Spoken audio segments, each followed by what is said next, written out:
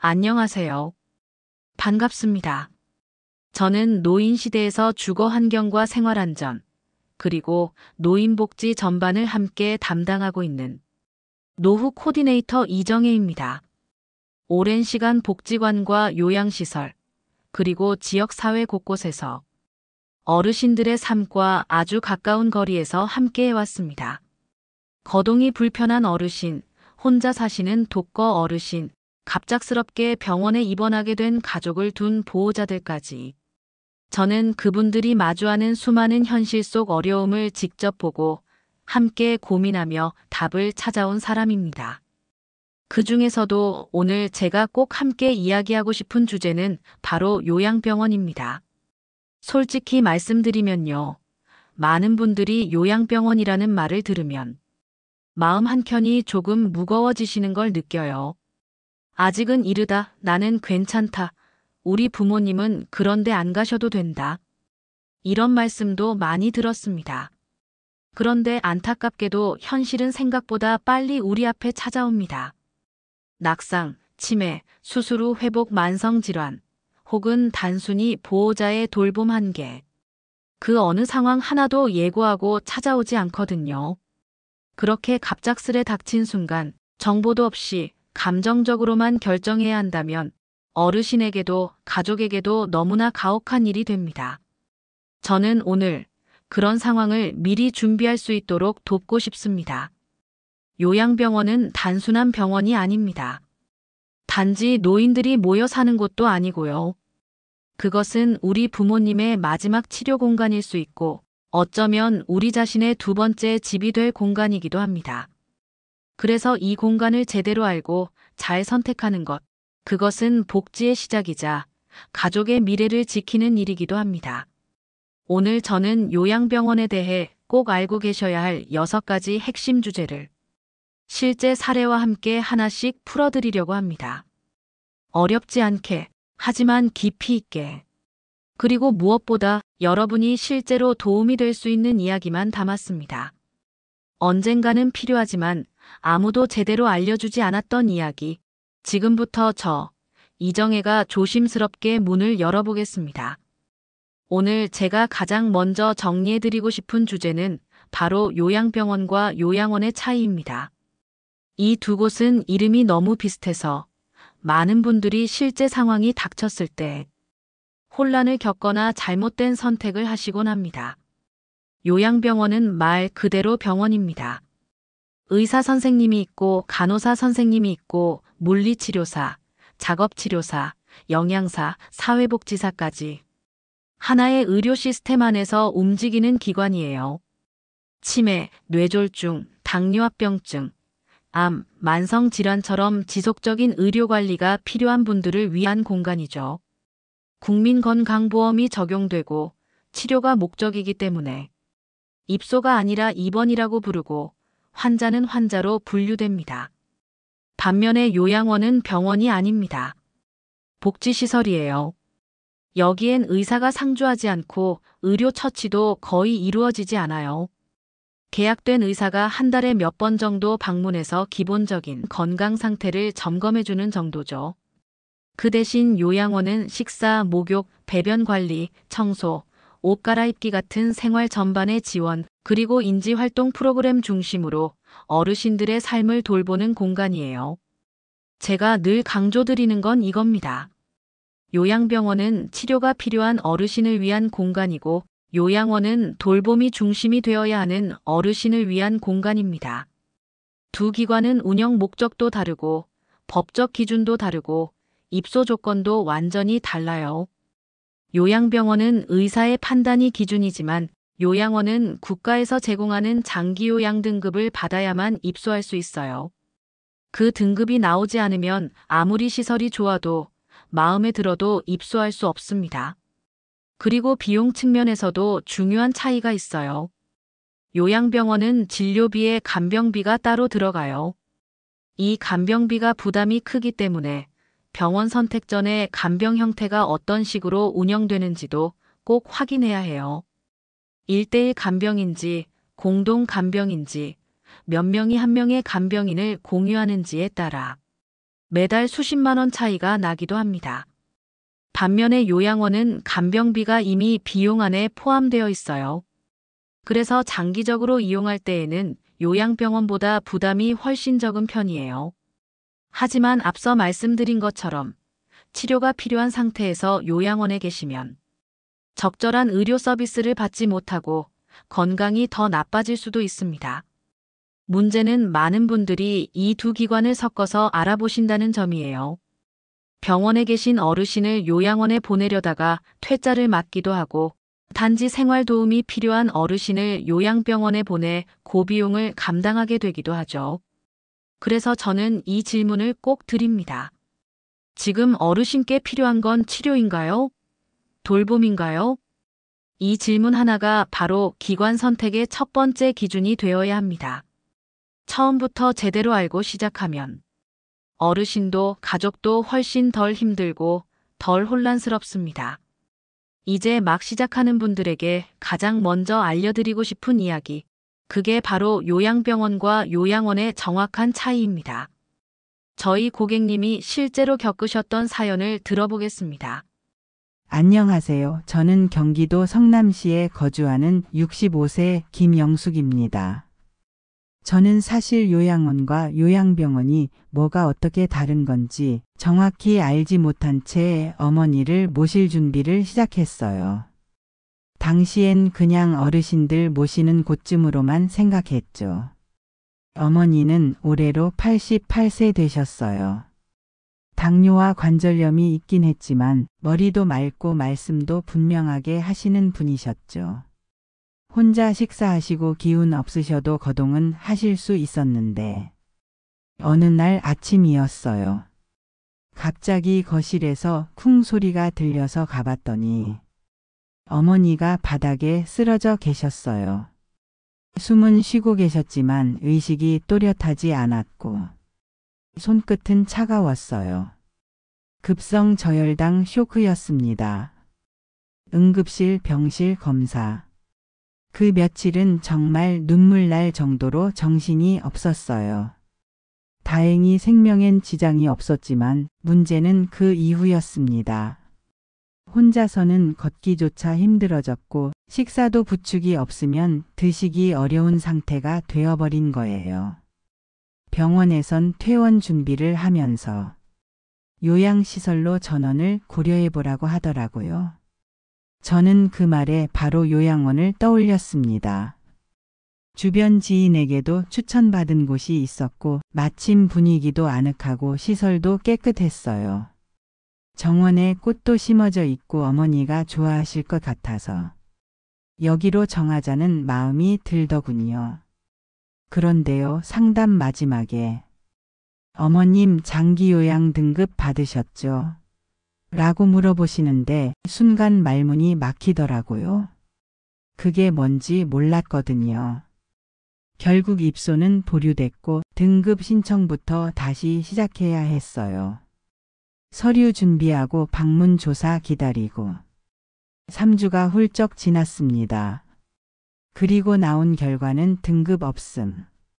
신체 기능은 저하됐지만 인지 기능이 살아있어서 기준에 해당되지 않는다는 말에 정말 허탈하고 당황스러웠어요.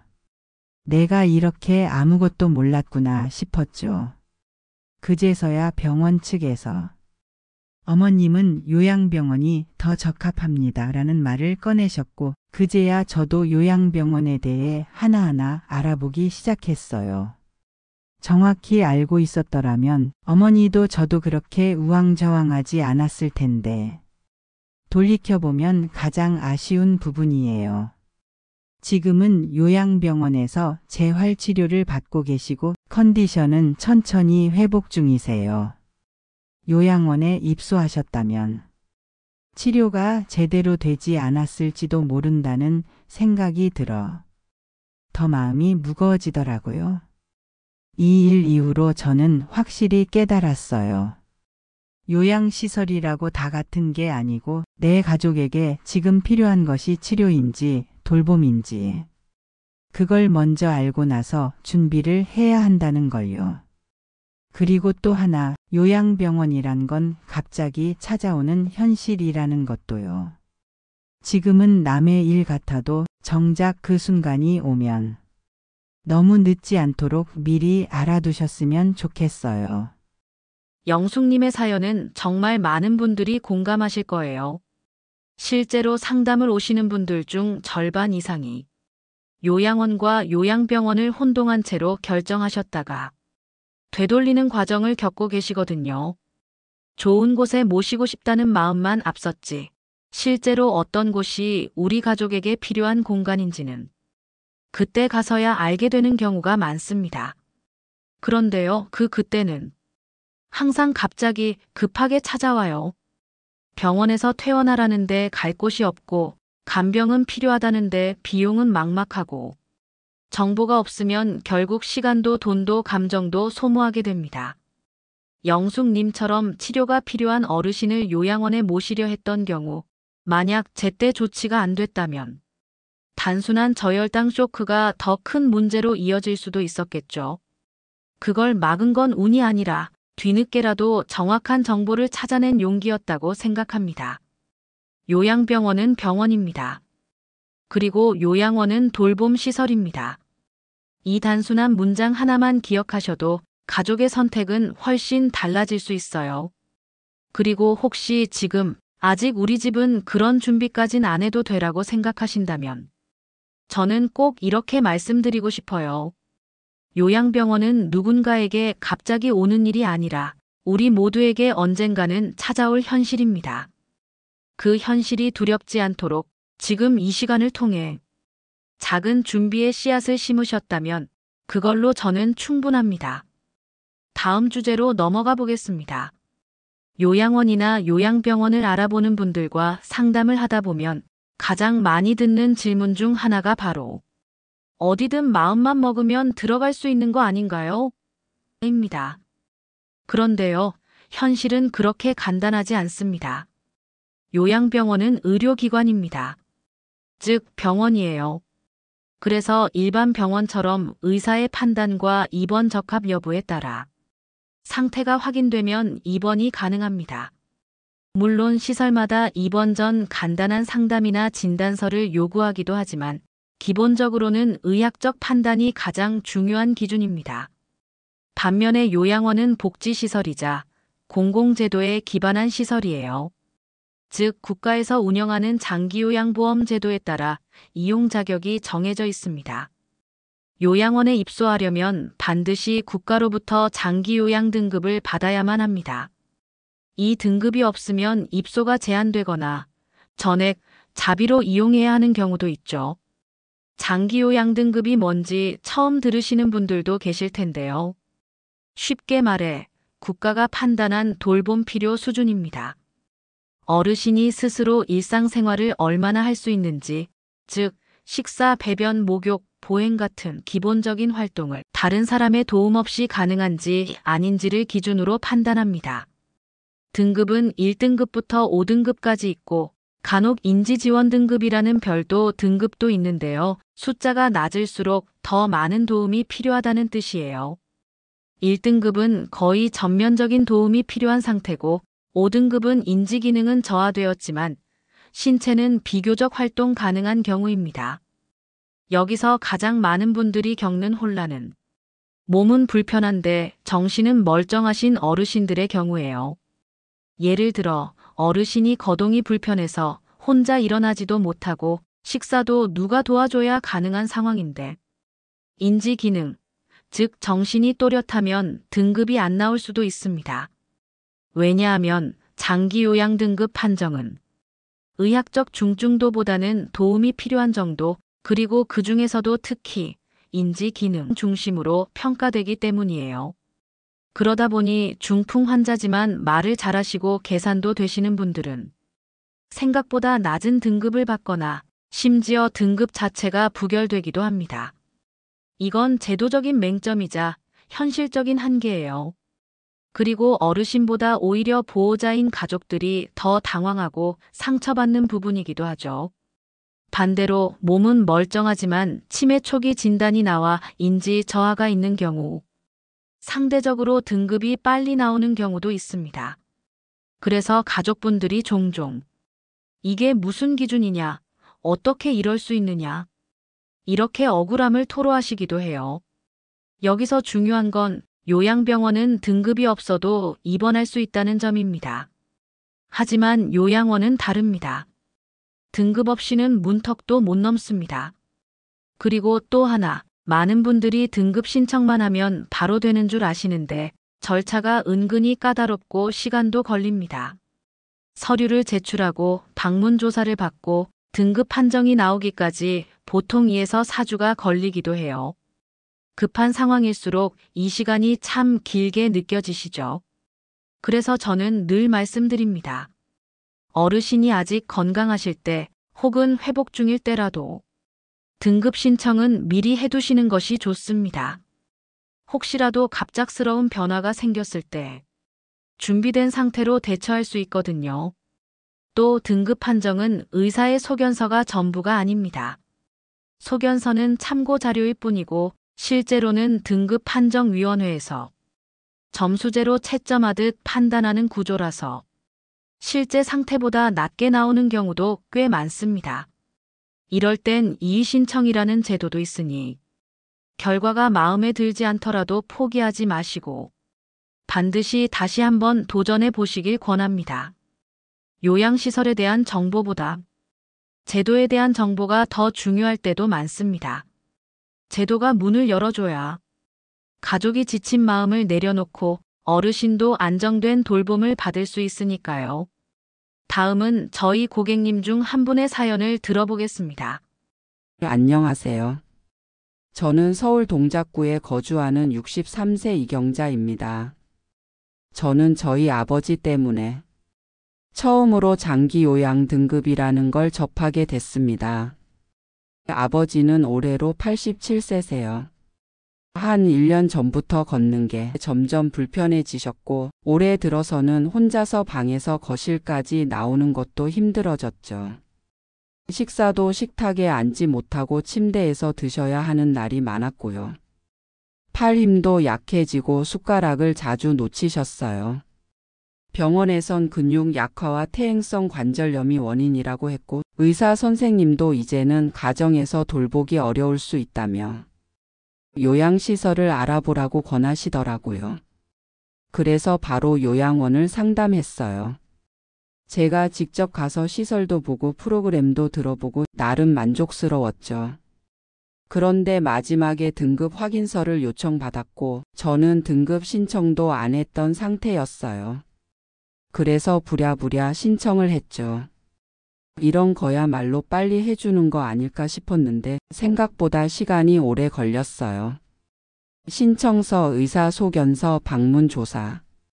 정작 아버지는 하루하루 기운이 빠지시는데 제도는 너무 느리게 움직였어요.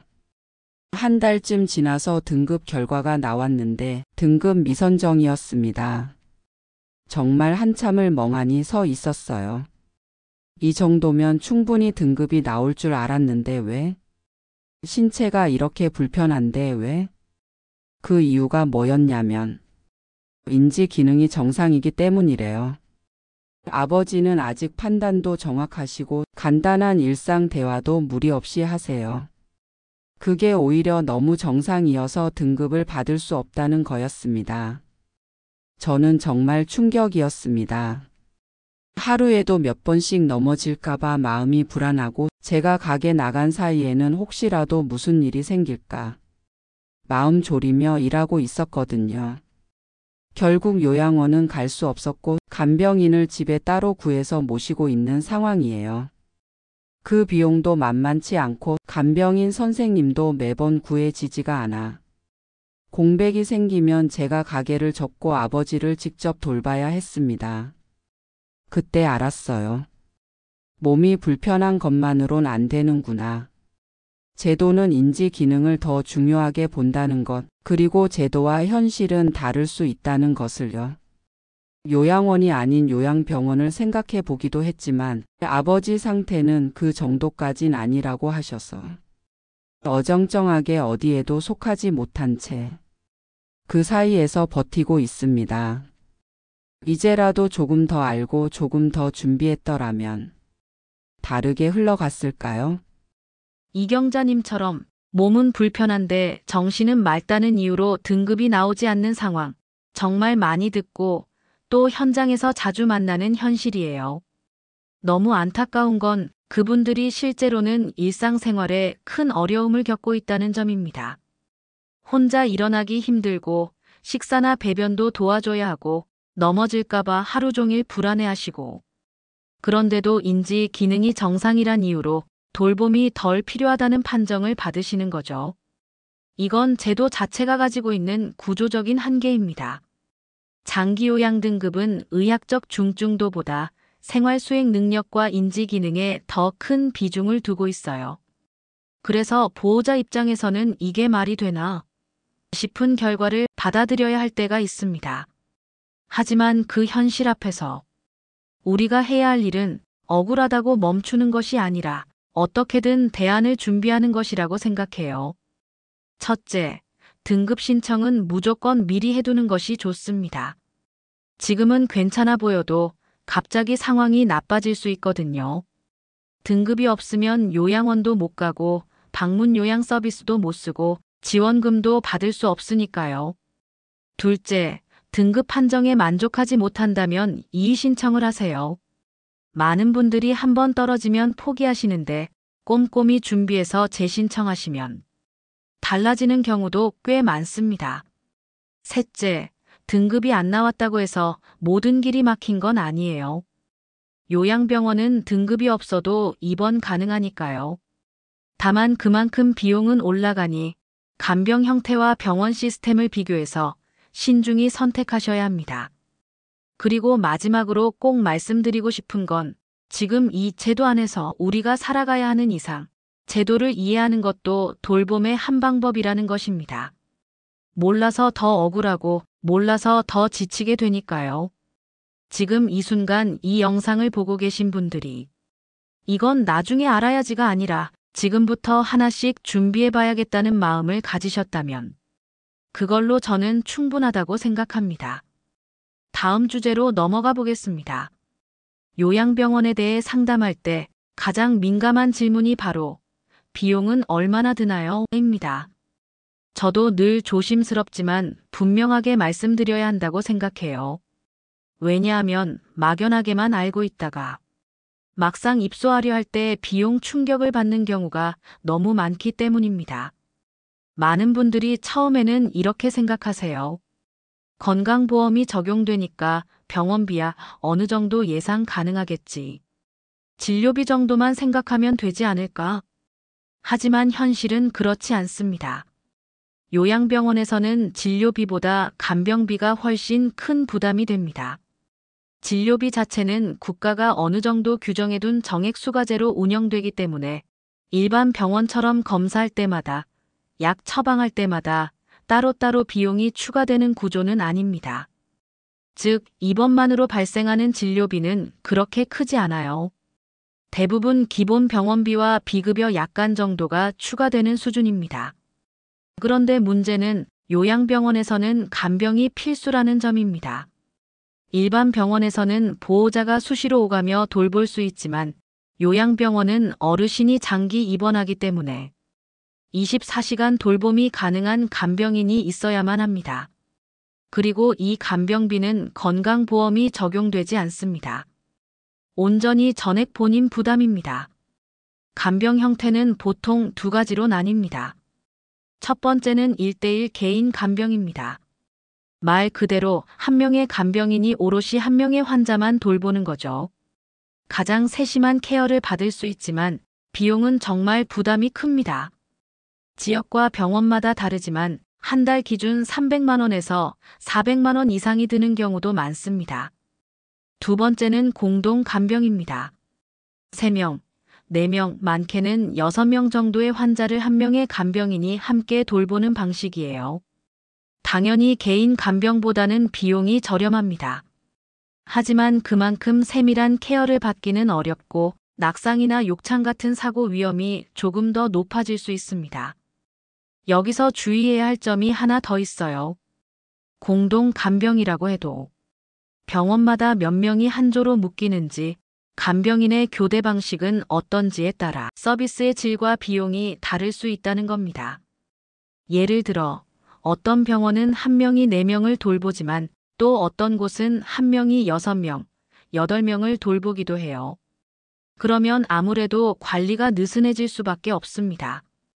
또 공동 간병이라 해도 밤과 낮 교대 간병이 따로 있는지, 주말엔 어떻게 운영되는지에 따라 가족들의 만족도는 크게 달라지게 됩니다.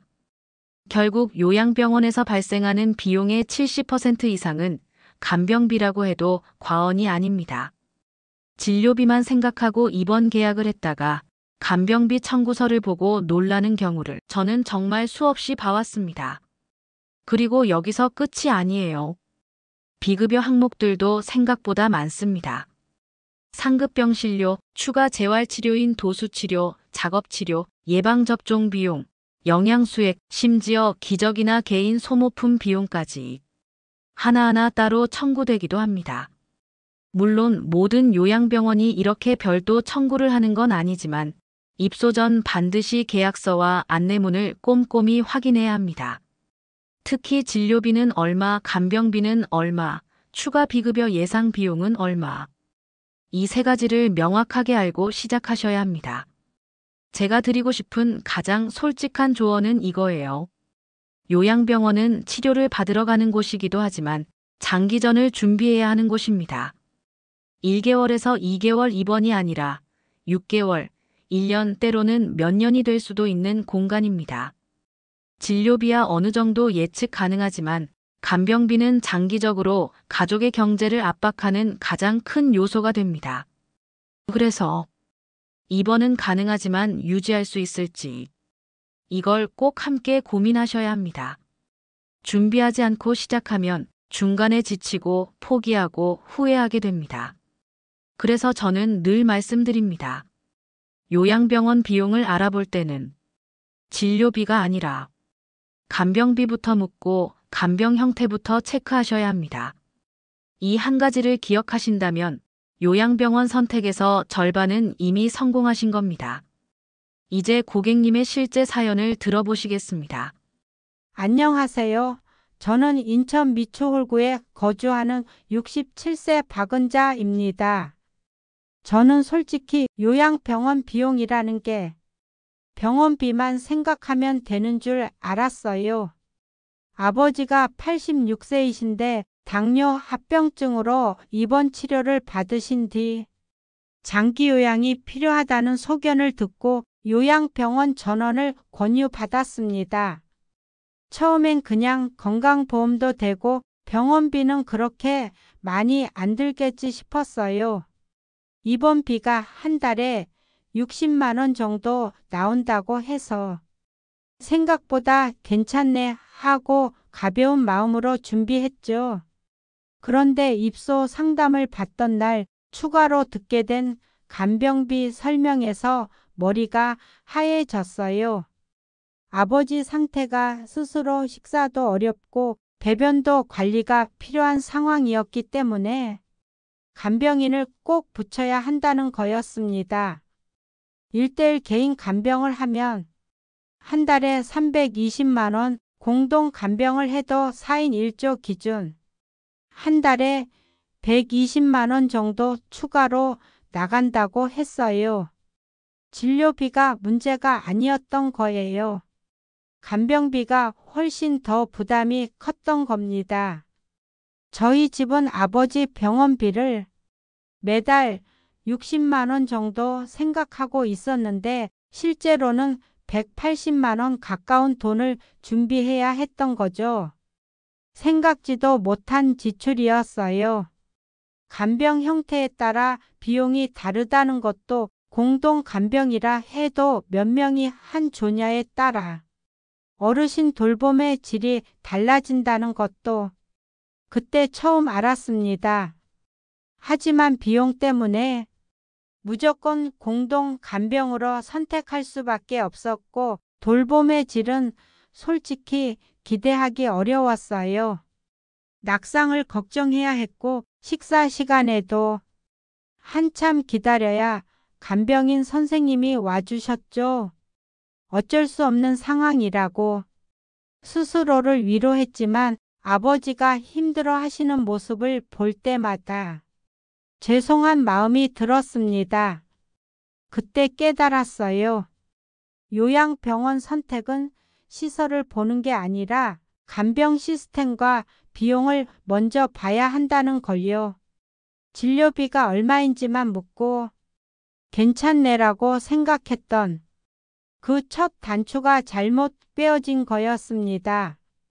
지금은 작은 병실로 옮기고 주중에는 공동 간병, 주말에는 가족들이 번갈아 가며 돌보는 방식으로 조금이라도 아버지 곁을 지키려 노력하고 있어요. 요양병원은 그냥 맡기고 끝나는 곳이 아니었어요. 끝까지 지켜봐야 하고 함께 버텨야 하는 공간이라는 걸 몸으로 깨닫고 있는 중입니다. 은자님의 이야기를 들으면서 저도 마음이 무겁고 안타까웠습니다.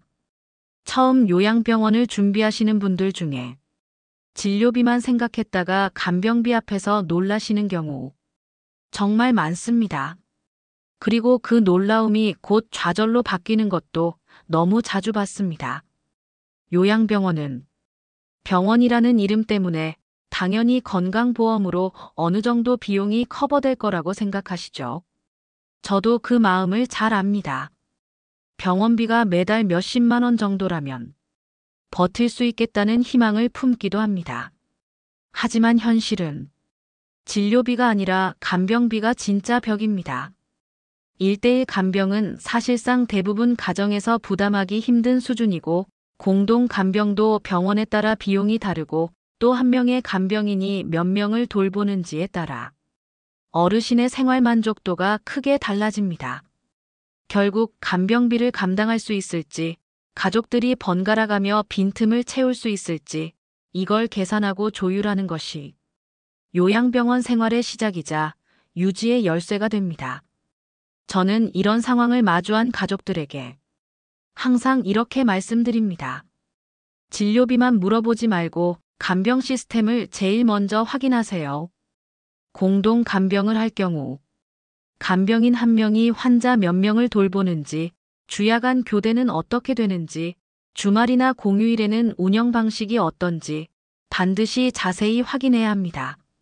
그리고 가능하다면 초기에 가벼운 요양병원 견적 비교도 해보세요. 비용 구조를 정확히 알고 시작하면 중간에 포기하는 일은 훨씬 줄어듭니다. 요양병원은 잠시 머무는 공간이 아닙니다. 어쩌면 몇 년간 가족의 삶과 함께 가야 할 공간일 수도 있습니다. 그래서 저는 간병비를 무조건 아끼라는 말씀을 드리는 게 아닙니다. 내 상황에 맞게 가장 현실적으로 버틸 수 있는 구조를 만드는 것, 그게 무엇보다 중요하다는 말씀을 드리고 싶습니다. 은자님처럼 현실을 직접 겪고 배우신 분들의 이야기야말로 앞으로 요양병원을 준비하시는 분들에게 가장 값진 조언이 될 거라고 저는 믿습니다. 다음 주제로 넘어가 보겠습니다. 요양병원을 알아보실 때 가장 많이 하시는 질문 중 하나가 시설이 좋은 곳을 가야 하지 않나요? 입니다. 네, 맞습니다.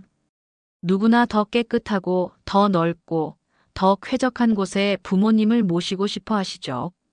저 역시 가족이라면 똑같을 거예요. 그런데요, 요양병원은 호텔처럼 시설 좋은 곳을 고르는 곳이 아니라 내 가족에게 지금 필요한 치료와 돌봄을 제공할 수 있는 곳을 찾는 것이 먼저입니다. 요양병원 선택의 핵심은 겉모습이 아니라 필요한 서비스가 제대로 제공되는지입니다. 어르신마다 상황은 모두 다릅니다. 어떤 분은 재활치료가 절실할 수 있고 어떤 분은 욕창 관리나 간호처치가 가장 중요할 수 있어요. 또 어떤 분은 암이나 말기 질환으로 통증 완화 치료가 필요한 경우도 있습니다. 재활이 필요하신 어르신이라면 그 병원에 물리치료실이 있는지만 볼 게 아니라 물리치료사가 상주하는지, 하루에 몇 번, 얼마나 체계적으로 치료가 이루어지는지를 확인해야 합니다. 만성질환이나 종양 관리가 필요한 어르신이라면 내과 전문의나 진료 경험이 풍부한 의료진이 있는지 살펴야 하고요. 호흡기 문제가 있거나 산소 치료가 필요한 어르신이라면 산소 공급 장비나 긴급 처치 시스템이 잘 갖추어져 있는지도 꼭 확인해야 합니다. 요양병원마다 특성이 다릅니다. 어떤 병원은 재활에 강하고 어떤 병원은 치매 관리에 특화되어 있고 또 어떤 곳은 말기 환자 돌봄, 즉 호스피스의 경험이 많습니다. 겉으로 보이는 병실 크기, 로비의 인테리어, 조경시설. 물론 중요할 수 있어요. 하지만 이 모든 것은 어르신에게 필요한 서비스를 충족시킬 수 있을 때 비로소 의미가 생깁니다. 그리고 한 가지 더, 간병 시스템과 의료진 교대 체계도 꼭 확인하셔야 해요. 낮에는 의료진이 많지만 밤에는 당직 의사 한 명만 남는 병원도 많습니다. 특히 당직 의사가 전문의인지, 한의사인지, 아니면 치과 의사인지까지 확인하는 것도 필요합니다. 요양병원은 의료법상 한의사나 치과 의사도 야간 당직이 가능하기 때문입니다. 또 간병인 시스템도 살펴야 합니다. 공동 간병이라면 몇 대 몇 비율인지, 간병인 교대는 몇 시간마다 이루어지는지, 주말이나 공휴일에도 동일하게 운영되는지 꼭 확인해야 합니다. 요양병원은 단순히 어르신을 맡기는 곳이 아닙니다. 지속적인 치료와 돌봄을 제공해야 하는 의료기관입니다. 그렇기 때문에 우리 가족에게 지금 가장 필요한 게 무엇인지 그걸 가장 잘 채워줄 수 있는 병원을 찾아야 합니다. 시설이 화려하고 신축인 것도 좋지만 필요한 서비스를 제대로 받을 수 없다면 그 좋은 시설은 결국 껍데기에 불과합니다. 요양병원 선택의 기준은 결국 어르신에게 꼭 필요한 것에 집중하는 것입니다. 이것만 잊지 않으신다면 가장 현명한 선택을 하실 수 있을 거예요. 다음은 고객님이 겪으셨던 실제 사연을 들어보겠습니다. 안녕하세요. 저는 경기도 하남시에 거주하는 66세 최영미라고 합니다. 아버지가 84세 되셨을 때였어요. 뇌졸중으로 쓰러지신 후 회복은 하셨지만 오른쪽 편마비가 심하게 남아서 거의 누운 생활을 하시게 됐습니다. 집에서는 도저히 모실 수가 없어 요양병원을 알아보기 시작했는데 그때는 정말 시간과 마음의 여유가 하나도 없었습니다. 하루라도 빨리라는 생각만 앞섰죠. 인터넷으로 급하게 검색했어요. 처음엔 그냥 시설 좋은 곳, 신축병원 이런 키워드로만 찾았던 것 같아요. 그러다가 사진 한 장에 마음을 빼앗겼습니다. 새로 지은 병원이라. 로비도 호텔처럼 반짝였고 벽면도 예쁘게 꾸며져 있었고 병실도 널찍하고 깔끔했어요. 여기라면 아버지도 불편하지 않겠구나. 그 생각 하나로 바로 전화를 걸었고 방문도 하지 않은 채 입원 예약을 했습니다.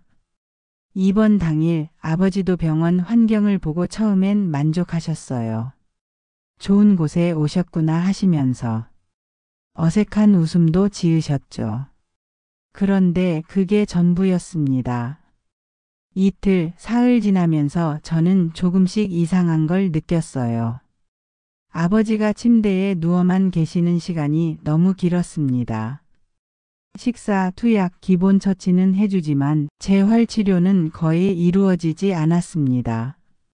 물리치료실은 있었지만 상주하는 치료사는 없었고 외부 계약 치료사가 주 2회 잠깐 들르는 게 전부였습니다. 아버지는 스스로 움직이질 못하니 하루 종일 침대에만 계셨고 근육은 점점 더 굳어갔습니다. 병원에 여러 번 문의했지만 저희는 재활 전문 요양병원이 아니에요. 생활 돌봄 위주입니다.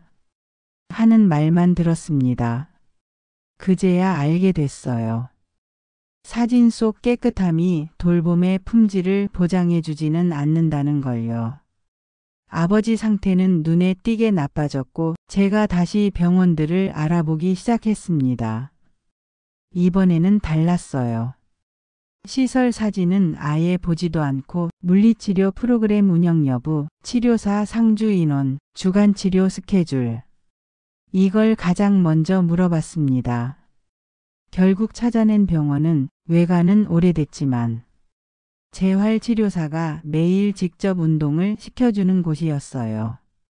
시설은 그때보다 훨씬 낡았지만 아버지는 그곳에서 비로소 살아있다는 느낌을 되찾으셨습니다.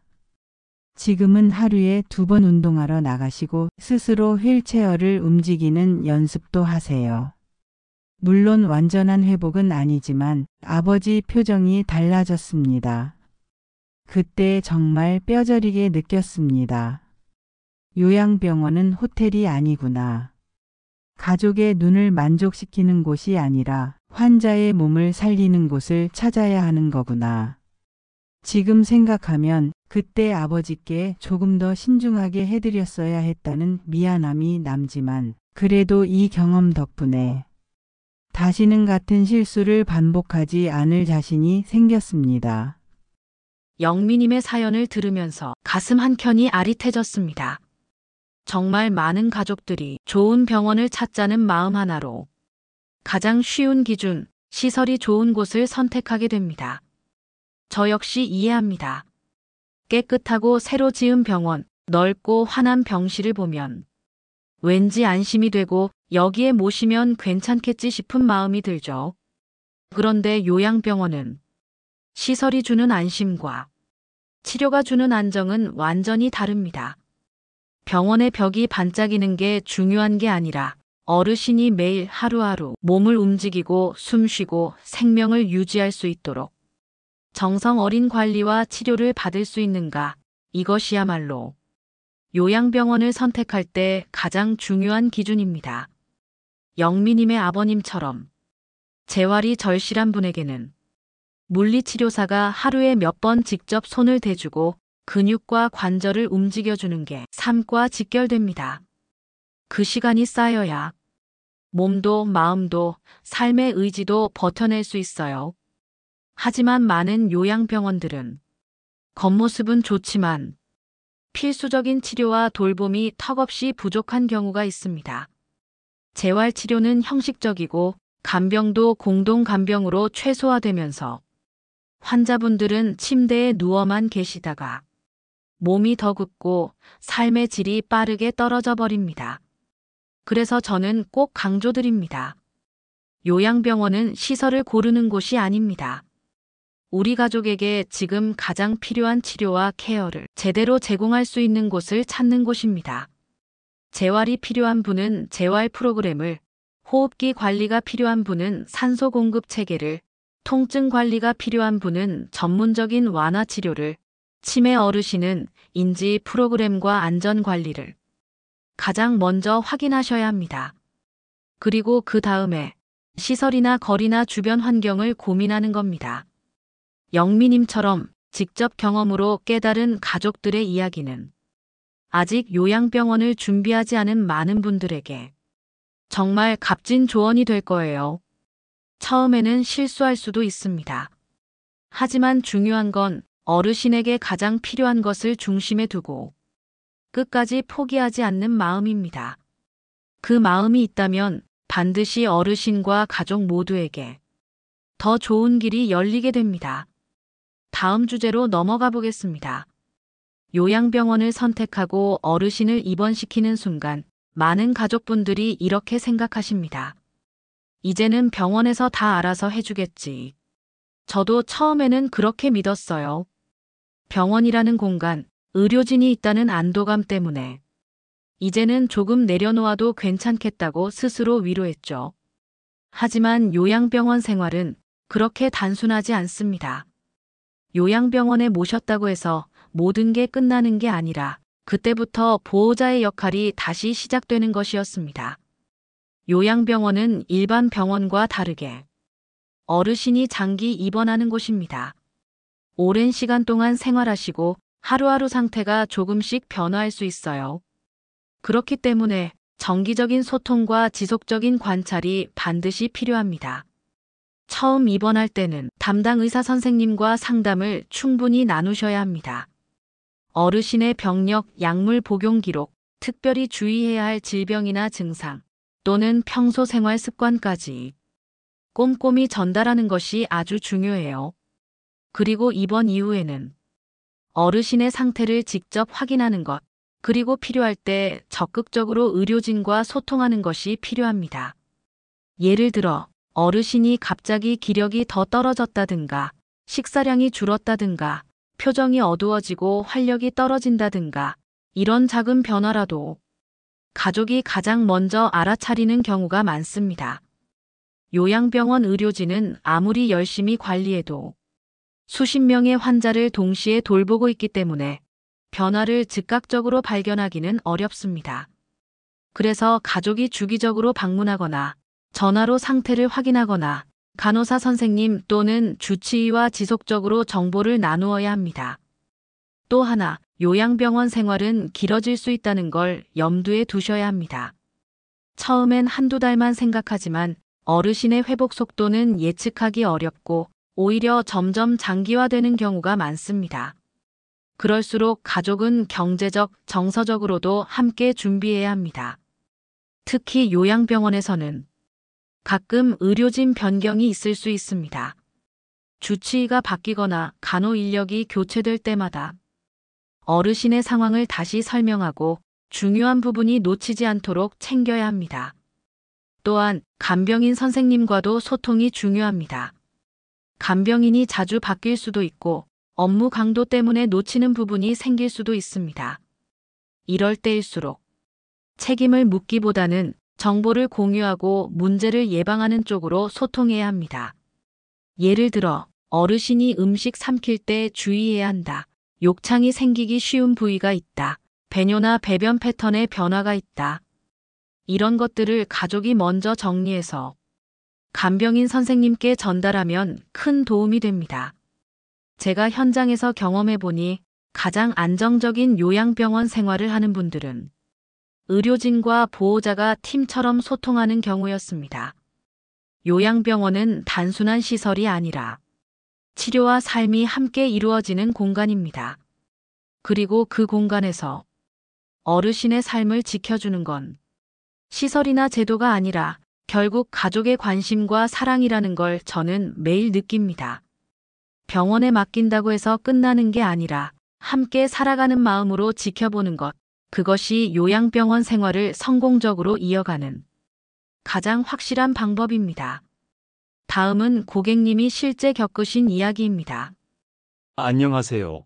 저는 서울 은평구에 살고 있는 64세 박진수입니다. 어머니를 요양병원에 모셨을 때 솔직히 제 마음엔 이제 한시름 놓았다는 생각이 컸습니다. 어머니는 올해 88세세요. 당뇨와 고혈압을 오래 앓으셨고 작년부터는 기억력도 조금씩 흐릿해지셨습니다. 집에서 모시는 것도 점점 힘들어져서 가족들끼리 의논 끝에 집 근처 요양병원으로 모셨습니다. 입원 첫날 시설도 깔끔하고 의사 선생님도 친절하셔서 이제 안심이다 싶었습니다. 그 뒤로는 거의 병원에 맡겨두다시피 했습니다. 회사 일도 바쁘고 의료진이 알아서 해주시겠지 하는 생각에 한 달에 한두 번 정도 짧게 들러보는 정도였죠. 그런데 2달쯤 지나 문제가 터졌습니다. 어머니가 체중이 급격히 빠지고 식사도 거부하시기 시작한 겁니다. 피부도 많이 약해지셨고 욕창이 생길 뻔한 자국이 발견됐습니다. 간호사 선생님께 물었더니 원래 연세 많으신 분들은 이런 변화가 흔하다. 이렇게만 설명하셨어요. 하지만 저는 그때 직감했습니다. 무언가 놓치고 있었구나. 급히 어머니의 의료 기록을 요청해서 꼼꼼히 살폈습니다. 식사량 기록이 빠진 날도 많았고 소변량이나 활력 징후 체크도 간헐적으로만 되어 있었습니다. 저는 그날 바로 주치의와 면담을 요청했습니다. 어머니의 기본적 신체 변화 관리, 식사 보조, 주간 관찰 체크 강화를 요구했고 매주 직접 상태를 확인하는 체크리스트를 만들어 병원에 공유했습니다. 또 간병인 선생님과도 직접 연락을 주고받으면서 작은 변화도 바로바로 보고받기로 했습니다. 그렇게 한 달쯤 지나자 어머니는 조금씩 기력을 되찾으셨습니다. 체중도 안정되고 예전처럼 간단한 대화 정도는 웃으며 이어가실 수 있게 되었습니다. 그때 정말 깨달았어요. 요양병원은 믿고 맡기는 곳이지만 절대로 손을 완전히 놓아서는 안 되는 곳이라는 걸. 가족이 관심을 놓는 순간 어르신들의 작은 변화는 너무 쉽게 지나치게 됩니다. 그리고 그 결과는 생각보다 빨리 그리고 크게 찾아올 수 있습니다. 요양병원에 모시는 순간은 끝이 아니라 새로운 시작입니다. 가족이 병원과 한 팀이 되어 어르신의 삶을 끝까지 지켜드리는 것. 그게 진짜 돌봄이라는 걸 저는 이제야 뼛속 깊이 알게 됐습니다. 진수님의 이야기를 들으면서 저 역시 가슴이 먹먹해졌습니다. 요양병원에 어르신을 모시고 난 뒤 이제 괜찮겠지 하고 한숨 돌리는 것. 정말 너무나 자연스러운 보호자의 마음입니다. 누구라도 그렇게 생각하게 됩니다. 하지만 현실은 요양병원이라는 시스템도 사람이 만드는 공간이라는 걸 우리는 기억해야 합니다. 아무리 체계적으로 운영되는 병원이라도 수십 명, 때로는 수백 명의 환자분을 동시에 돌보는 곳입니다. 작은 변화 하나하나를 의료진이나 간병인 선생님들이 매 순간 모두 다 알아차리긴 어렵습니다. 그래서 바로 가족의 눈, 가족의 마음이 필요합니다. 진수님처럼 어르신의 작은 변화를 예민하게 알아차리고 적극적으로 의료진과 소통하며 개선하려는 노력, 바로 그것이 어르신 삶의 질을 지켜주는 가장 강력한 힘입니다. 요양병원은 맡기고 끝나는 곳이 아니라 가족과 병원이 함께 한 팀이 되어야 하는 곳입니다. 매주 어르신의 컨디션을 직접 체크하고 작은 변화라도 의료진과 바로 공유하고 필요한 경우 적극적으로 치료나 돌봄 방식을 조율하는 것. 이런 지속적인 소통이 결국 어르신의 건강을 오래 지켜주는 열쇠가 됩니다. 특히 요양병원 생활은 짧게 끝나지 않습니다. 때로는 6개월, 1년 몇 년을 이어가는 긴 여정이 됩니다.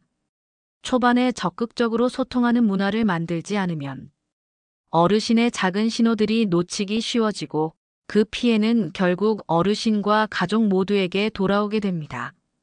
진수님처럼 처음에는 방심했지만 뒤늦게라도 발 빠르게 대응하고 어르신을 지켜내신 보호자분들의 이야기는 오늘 이 영상을 보시는 많은 분들에게 정말 중요한 가르침이 될 거라고 믿습니다. 요양병원에 모셨다고 끝나는 게 아닙니다. 어르신 곁에 있어 드리는 것, 그리고 조용히 꾸준히 지켜봐 드리는 것, 그것이 바로 우리가 할 수 있는 가장 깊은 사랑입니다. 이제 마지막 주제입니다. 요양병원을 준비하는 가족들을 만나면서 가장 자주 듣는 말이 있습니다. 나라에서 다 지원해 주는 거 아니었나요? 요양 등급만 받으면 병원비는 다 해결되는 거 아니에요? 하지만 저는 늘 조심스럽게 말씀드립니다. 현실은 생각보다 다릅니다. 요양병원 제도는 분명히 어르신들을 위한 좋은 취지에서 만들어졌습니다. 오래 입원해야 하는 환자분들이 조금이라도 경제적 부담을 줄이고 적절한 치료와 돌봄을 받을 수 있도록 돕기 위한 시스템입니다. 하지만 실제 현장에선 여전히 크고 작은 한계가 존재합니다. 가장 큰 문제는 간병비가 건강보험 적용이 되지 않는다는 점입니다. 입원 진료비는 일정 부분 건강보험 혜택을 받을 수 있지만 24시간 돌봄을 제공하는 간병 서비스는 전액 본인 부담입니다. 이 간병비가 매달 수백만 원에 달하는 경우도 많습니다. 결국 아무리 건강보험이 적용된다 해도 가족이 부담해야 하는 비용이 결코 작지 않습니다. 또한 요양병원의 질적인 차이도 큽니다. 모든 요양병원이 재활치료를 충분히 제공하는 것도 아니고 모든 병원이 꼼꼼한 일상관리까지 보장해주는 것도 아닙니다. 현실적으로는 시설마다, 지역마다, 운영 철학마다 제공하는 서비스의 질이 천차만별입니다. 심지어 등급 판정조차 현실과 다를 때가 많습니다. 몸이 불편해도 인지 기능이 정상이면 장기 요양 등급이 나오지 않고 필요한 지원을 받지 못하는 일도 비일비재합니다. 즉, 제도는 존재하지만 그 제도를 활용하려면 스스로 공부하고 준비하고 싸워야 하는 현실이 있다는 겁니다. 그렇다면 우리는 어떻게 해야 할까요? 저는 항상 이렇게 말씀드립니다. 제도에만 기대지 말고 내 가족을 위한 대안을 직접 준비하세요. 첫째, 요양병원 입원 가능성을 항상 염두에 두고 경제적인 대비를 시작해야 합니다. 노후 준비의 일부로 장기 요양보험, 실손보험 혹은 비상 예산을 마련해 두는 것이 필요합니다. 둘째, 요양병원 제도와 시설에 대해 미리 공부해야 합니다. 언젠가는 알아야 할 정보를 가까워졌을 때 허둥지둥 찾지 말고 미리 기본 지식을 갖추어 두어야 합니다. 요양병원과 요양원의 차이, 등급 신청 절차, 건강보험 지원 범위, 간병비 부담 구조. 이런 것들을 미리 알아두면 막상 닥쳤을 때 훨씬 더 현명한 선택을 할 수 있습니다. 셋째, 지역사회 안에서도 대안을 찾아야 합니다. 노인복지관 방문 요양, 주야간 보호 서비스, 지역병원 연계 프로그램 등 요양병원 외에 다양한 돌봄 대안을 알아두는 것도 중요합니다. 때로는 요양병원에 입원하기 전에 이런 서비스들을 활용해 어르신의 건강과 생활을 더 오래 지킬 수 있습니다. 그리고 무엇보다 중요한 것은 가족끼리 미리 대화를 나누는 것입니다. 어르신 본인의 뜻은 무엇인지, 가족들은 어떤 역할을 할 수 있는지, 경제적, 정서적 준비는 되어 있는지, 이런 것들을 솔직하게 나누는 것이 진정한 준비입니다. 제도는 완벽할 수 없습니다. 그러나 우리가 깨어있고 준비되어 있다면 제도가 가진 한계를 넘어설 수 있습니다. 요양병원은 마지막이 아닙니다. 남은 시간을 더 인간답게, 더 품위 있게 살아가기 위한 또 다른 시작입니다. 그리고 그 길을 가족과 함께 준비된 마음으로 걸어가는 것, 그게 바로 가장 현명하고 따뜻한 돌봄이라고 저는 믿습니다. 다음으로 저희 고객님의 사연을 들어보겠습니다. 안녕하세요. 저는 경기도 안양시에 살고 있는 65세 김성훈입니다. 솔직히 저는 장기 요양 등급만 받으면 모든 게 해결될 줄 알았습니다. 어머니는 87세세요. 오랫동안 당뇨를 앓으셨고 최근에는 거동이 많이 불편해져서 집에서 모시기 어려운 상황이 됐습니다. 가족끼리 회의를 했고 결국 요양병원을 선택했습니다. 그때 저는 너무 단순하게 생각했어요. 국가에서 지원해 준다니까 걱정할 것 없다. 등급만 받으면 병원비는 다 나올 거야. 막연한 믿음이 있었던 겁니다. 어머니는 장기요양 2등급을 받았고 우리는 곧바로 근처 요양병원에 입원 절차를 진행했습니다.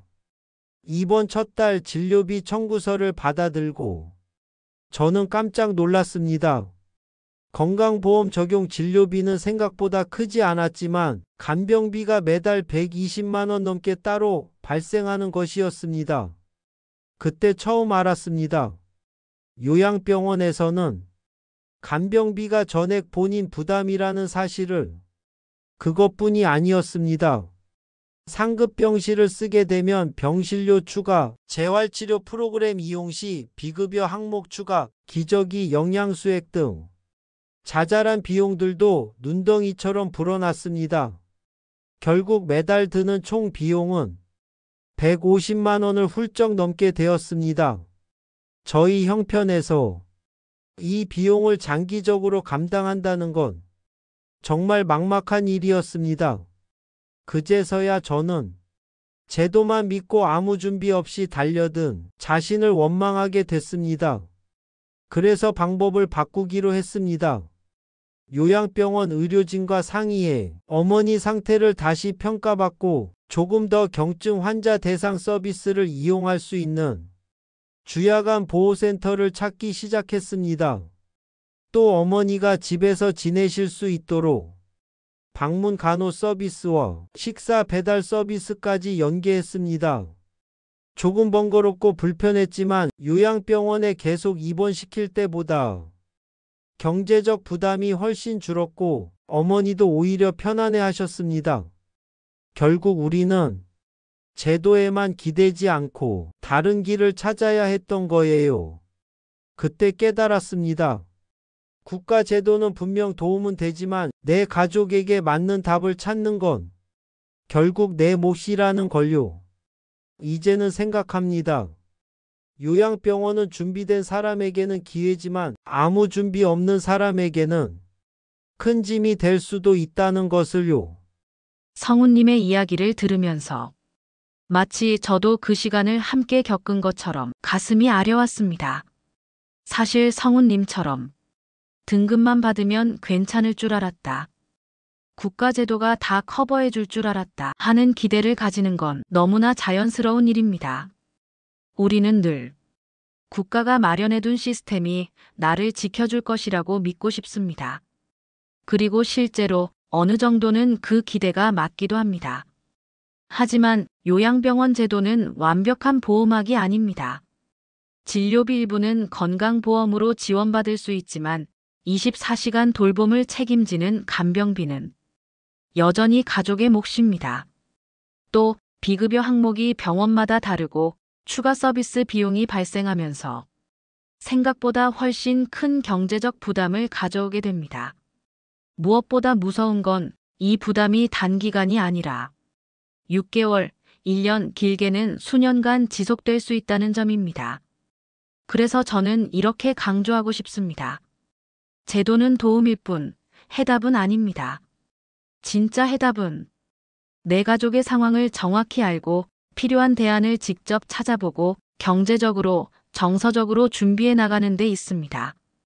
성우님처럼 처음엔 당황하고 힘들었지만 결국 주야간 보호 서비스, 방문간호, 지역복지 연계 프로그램 등을 찾아서 자신만의 답을 만들어 나간 분들은 그 이후 훨씬 덜 흔들리고 가족과 어르신 모두 더 안정적인 삶을 이어가게 됩니다. 지금 이 순간 이 영상을 보시면서 아직 요양병원이라는 단어가 남의 일처럼 들리는 분들도 계실 겁니다. 하지만 언젠가 우리 모두는 직접 선택해야 할 순간을 맞이하게 됩니다.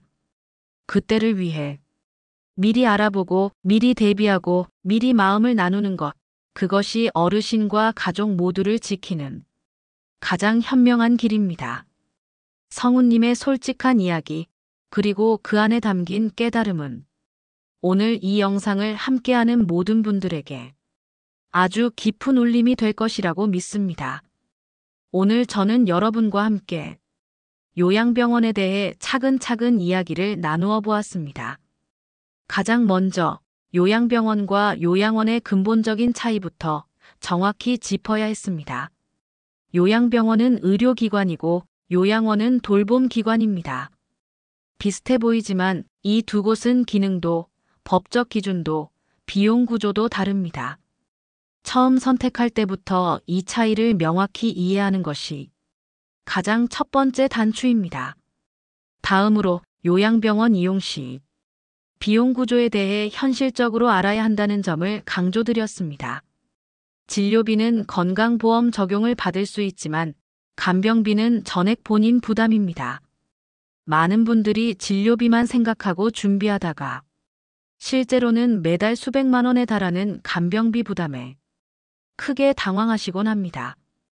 요양병원의 진짜 벽은 간병비라는 걸 꼭 기억해 주셨으면 합니다. 병원을 고를 때에도 겉으로 보이는 시설에만 현혹되지 말아야 합니다. 어르신에게 필요한 치료와 돌봄 서비스를 제대로 제공할 수 있는지, 이것이 가장 중요한 기준입니다. 신축 건물, 넓은 병실도 좋지만 어르신이 매일 받게 될 돌봄과 치료의 질이 진짜 삶의 질을 좌우합니다. 또한 요양병원에 모셨다고 해서 끝나는 것이 아닙니다. 지속적인 소통과 관리가 반드시 필요합니다. 가족이 함께 지켜보고 의료진과 긴밀히 대화하고 어르신의 작은 변화 하나에도 민감하게 대응하는 것. 이것이 어르신의 삶을 지켜주는 가장 강력한 방법입니다. 그리고 마지막으로 저는 여러분께 꼭 말씀드리고 싶었습니다. 요양병원 제도만 믿어서는 안 됩니다. 제도는 분명히 도움이 됩니다. 하지만 그 도움은 부분적일 뿐 완벽하지 않습니다. 결국 준비는 우리 몫입니다. 경제적인 대비를 하고 다양한 돌봄 대안을 미리 알아보고 가족끼리 충분히 대화를 나누어 서로의 뜻과 상황을 이해해 두는 것. 이런 준비가 있어야 어르신과 가족 모두가 흔들림 없이 노년의 삶을 이어갈 수 있습니다. 오늘 긴 시간 동안 저와 함께 요양병원의 현실과 준비에 대해 이야기 나눴습니다. 요양병원이라는 공간은 누구나 가고 싶어 하는 곳은 아닙니다. 하지만 누구나 언젠가는 나 자신이나 소중한 가족을 위해 마주하게 될지도 모르는 곳입니다. 그때를 대비하는 것은 두려움을 키우는 일이 아니라 사랑을 준비하는 일입니다. 제도가 우리를 전부 지켜주지는 못합니다. 하지만 우리가 깨어있고 준비되어 있다면 어르신과 가족 모두에게 훨씬 더 품위 있는 삶의 길을 열어줄 수 있습니다. 요양병원은 끝이 아닙니다. 남은 시간을 살아내는 또 하나의 시작입니다. 오늘 이 시간을 함께 해주신 여러분 모두에게 깊은 감사와 따뜻한 응원의 마음을 전합니다. 그리고 끝으로 한 가지 더 안내해 드리겠습니다. 이 영상을 많이 반복해서 들으시고 주변에도 많이 알려주셔서 요양병원 걱정 없는 노후 함께 준비하면 좋겠습니다. 저희가 활동하고 있는 노인시대는 60세 이상 시니어분들을 위한 삶의 동반자이자 신뢰할 수 있는 정보와 지혜를 나누는 곳입니다. 건강, 재무, 인간관계, 심리까지 노후의 삶에 꼭 필요한 주제들을 저희 노후 코디네이터가 함께 연구하고 상담해드리고 있어요. 혹시 오늘 영상 보시면서 나도 한번 상담 받아보고 싶다. 내 이야기도 들어줄 수 있을까? 이런 생각이 드셨다면요. 아래 댓글 게시판에 무료 상담 신청해 주시면 됩니다. 혼자 고민하지 마세요. 우리 노후 코디네이터들이 언제든 곁에서 함께할 준비가 되어 있습니다. 다음 영상도 기대해 주시고요. 구독과 좋아요 그리고 따뜻한 댓글은 저희에게 큰 힘이 됩니다. 여러분과 여러분의 가족 모두 지금 이 순간에도 든든한 사랑 안에서 평안하시길 기원합니다. 지금까지 여러분들의 주거 환경과 생활 안전, 그리고 노인복지 전반을 담당하고 있는 노후 코디네이터 이정혜였습니다. 감사합니다.